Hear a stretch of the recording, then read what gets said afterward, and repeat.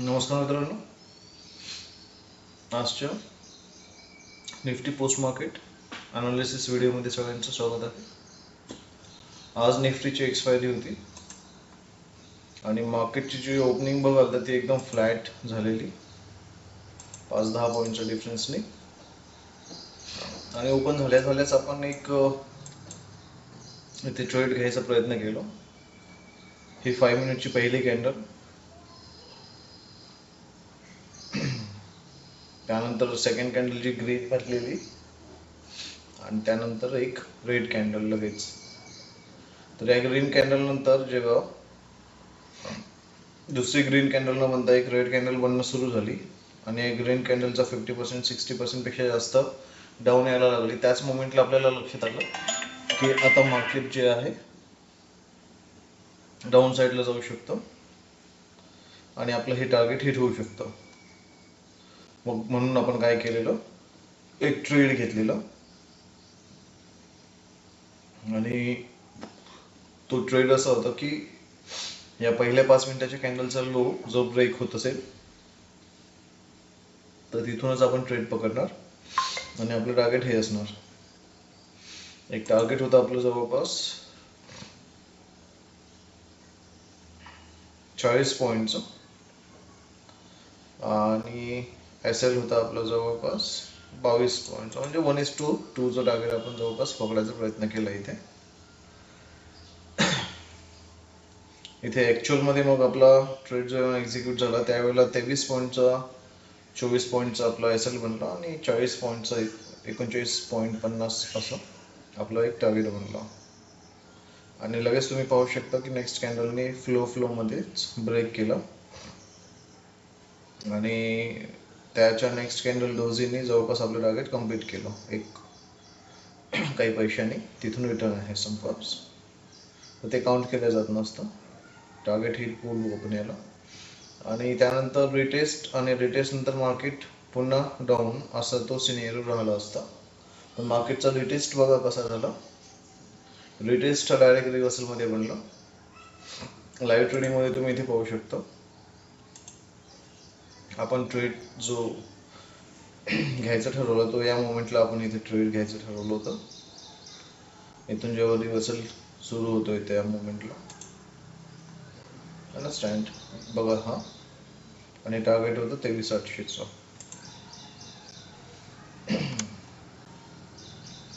आपल्याकडे हा जो होता 23,900चा एक स्ट्रॉंग रेजिस्टन्स होता. ॲक्च्युली इथे जवळपास डिफरन्स दुप्पटचा होता. म्हणजे त्यावेळेला ओआय डेटा जो होता तो 1.5 करोड 1.70, म्हणजे 2.25 करोड लोक इथे कॉल रायटिंग करून बसले होते आणि 70 फक्त लाख लोक पुट रायटर होते.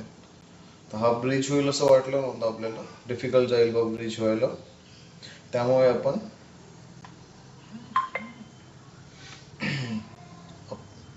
जो मोमेंटम घेतला तो डाऊन साईडवरचा घेतला. पण मार्केटने जेव्हा हा मोमेंटम दिला आणि आपला एस-एल इथे त्यांनी ट्रिगर केलं, म्हणजे आता आपण इथे 1:1चं प्रॉफिट तरी बुक करायचा प्रयत्न केला आणि 1:1 प्रॉफिट घेतलं. 1:2 जरी टार्गेट हिट झालं असलं तरी, कारण रिव्हर्सल फार मोठा आणि अग्रेसिव्ह होता तो.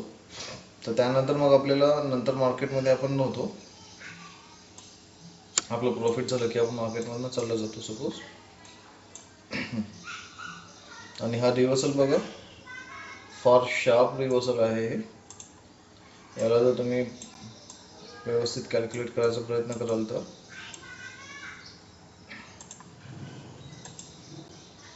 150 पॉईंटचे रिव्हर्सल आहेत ते. मग मी जाताना तुम्हाला हे पण सांगितलं होतं की आजचा डेचा हाय जो आहे हा जर ब्रेच होत असेल, याला ब्रेच होऊन मार्केट जर यावर सस्टेन करत असेल तर आपण नवीन 24,000च्या डायरेक्शनने जाऊया.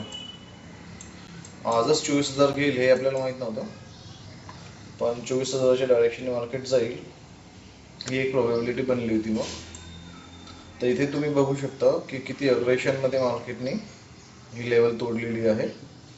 तर या अग्रेशनमध्ये जवळपास एंट्री करणं इम्पॉसिबल बनतं. जास्तीत जास्त तुम्ही एंट्री कुठं करू शकले असता, तर या कॅन्डलला तुम्ही एंट्री करू शकले असता एक 7-8 पॉईंटचा एसएल ठेवून तुम्ही एक 35-36 पॉईंटचं टार्गेट घेऊ शकले असता. बट ते पॉसिबल होत नाही, कारण की हा जो रिटेस्ट आहे फार छोटा असतो, फार फ्रॅक्शन सेकंडमध्ये हा निघून जातो.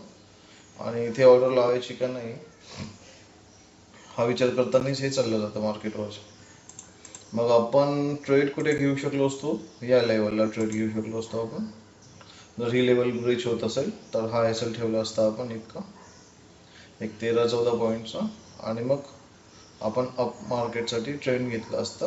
तर तो तुम्ही बघू शकता नेक्स्ट कॅन्डलमध्ये तो तुम्ही ट्रेड घेतल्या तुमचा ट्रेड एक्झिक्यूट झाला असता समजा या ग्रीन कॅन्डलला. कारण इथे मार्केट डोजी बनवत आहे, इथे डोजीस बनत आहे, तर अशा याच्यात आपण जात नाही मार्केटमध्ये. या कॅन्डलमध्ये पण इंडिसेसिव्हच आहे, 3 डोजी लगातार बनलेले आहे, तर मग आपण थांबून जातो इथे.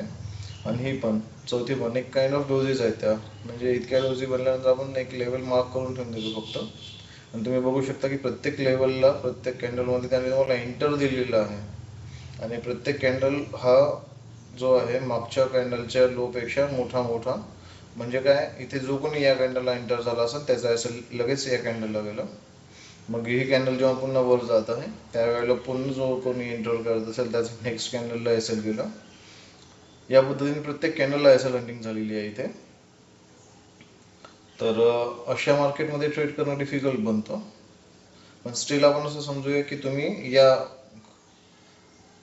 रेड नंतर जी ग्रीन आहे ह्या कॅन्डलमध्ये एंटर करता, इथून जेव्हा अग्रेशनमध्ये ग्रीन कॅन्डल बनवत आहे त्यावेळेला, तर तुमची इथे एंट्री झाली आणि तुमच्या फेवरमध्ये मार्केट गेलं समजा इथून, आणि लगेच नेक्स्ट कॅन्डलने काय केलेलं आहे बघा, तुमचा एसएल इथे पुन्हा ट्रिगर केलेला आहे. 14-15 पॉईंटचं तुमचं एसएल गेलं. जवळपास 20-22 पॉईंटचं तुमचं टार्गेट आलं होतं तुम्हाला एक 14-15 पॉईंटचा एसएल लावून. पण तो एसएल म्हणजे ते प्रॉफिट बुक कसं करणार ना, पण लगेच बुक करायच्या आधीच ते मार्केट रिव्हर्स झालेलं आहे, तर ही एंट्री पण फेल पडते. त्यानंतर इथे तर एंट्री घ्यायचा प्रश्नच नाही आहे, कारण की या मोमेंटममध्ये मार्केट वर जात आहे आणि या मोमेंटममध्ये मार्केट खाली येत आहे, तर व्हॉलेटिलिटी फार जास्त बेकार असते. तर अशा ट्रेडमध्ये ट्रस्ट नाही करू शकत आपण. आता या ट्रेडमध्ये आपण कसं जाणार, मग आपण थोडंसं वाट पाहिलं तर नेक्स्ट ट्रेड. मग या ट्रेडमध्ये आपण जायचा प्रयत्न करू या लेवलला, आणि तुमचा जो एसएल असणार आहे हा एक 10-11 पॉईंटचा एसएल घेऊन आपण इथे एंटर केली असती अग्रेशनमध्ये, की मार्केट फॉर अग्रेशनमध्ये खाली पडत आहे बघा. 14-15 पॉईंट तुमच्या डायरेक्शनने गेलं मार्केट, 10 पॉईंट 11 पॉईंटचा एसएल, म्हणजे 1:1 मार्केट गेलं आणि तिथून लगेच रिव्हर्स आणि तुमचा एसएल हिट. तर या पद्धतीने म्हणजे तुम्हाला काही समजायला लागलं का तिथून मार्केट रिव्हर्स झालेलं आहे. तर अशा मार्केटमध्ये ट्रेड करणं थोडंसं डिफिकल्ट बनतं. मग आता फायनली आपली ही लेवल आहे, आणि तुम्हाला जर तुमच्या लेवलवरती फारच ट्रस्ट आहे की तुम्ही खूप खतरनाक लेवल ड्रॉ करता, तर मग तुम्ही पुन्हा या लेवलला काय करणार, एंट्री करणार. ही प्रॉपर पद्धतीचा ब्रेकआउट आहे. समजा इथे ब्रेक केलेला आहे, एक रेटेस्ट आहे, आणि मग मार्केटमध्ये आपण एंटर करतो या पद्धतीने. एक 14-15 पॉईंटचा एसएल तुम्ही लावत आहे, मार्केट इथे तुम्हाला एंटर करवत आहे आणि मार्केट तुम्हाला टार्गेट देत आहे. म्हणजे 1:2चं टार्गेट तुम्ही बुक केलेलं आहे 15 पॉईंटच्या एसएल वरती समजा आलेला आहे, आणि मार्केट तिथून पुन्हा रिव्हर्स चाललं आहे ना असं. तर आपण इथे होल्ड न करता जास्त वेळ आपण आपलं टार्गेट 1:2 बुक करून निघून गेलो मार्केटमधनं. आणि जर तुम्हाला एसएलच घ्यायचं असेल पूर्ण, तर इकडे तुम्ही बघितलं असेल इकडे आपली मेंटॅलिटी पूर्ण खराब केलेली आहे मार्केटने. मग आपण इथे एसएल घ्यायची मेंटॅलिटीत राहत नाही ॲक्च्युअलमध्ये. अशा कंडिशनमध्ये काय होतं, आपण 1:1-2 आपण बुक करून निघून जातो मार्केटमधनं, तर ही रॅली आपली मिस होऊन जाते. आता ज्या लोकांनी घेतलं असेल, होल्ड केला असेल, 200 पॉईंट त्यांनी कमावले असेल, तर that is well and good. पण हे बोलायला सोपं वाटतं, मला तरी प्रॅक्टिकल वाटत नाही. असो, आज मार्केटने एक जबरदस्त रॅली केलेली आहे. समजा 23,000 क्रॉस करून मार्केट आता 24,000 पर्यंत पोहोचलेलं आहे. एक न्यू हाय ऑल टाईमचा आपल्याकडे सेट झालेला आहे. तर बघूया आता मार्केट काय करतं. तर रॅली कंटिन्यू करतो मार्केट की रिव्हर्स येतं, खाली करेक्शन करतं. तर डे हाय डे लो आपण मार्क करून ठेवलेला आहे नेहमीप्रमाणे. डे हाय डे लोच्या वरती आपण ट्रेड करणार. वाय डेटा काय आहे तो अनालिसिस केल्यानंतर. अदरवाईज मध्ये जर कुठला स्कॅल्प मिळाला या बॉटमला तर आपण तो करण्याचा प्रयत्न करणार. तर भेटू उद्या. चॅनलला लाईक करा, शेअर करा, सबस्क्राईब करा. थँक्यू.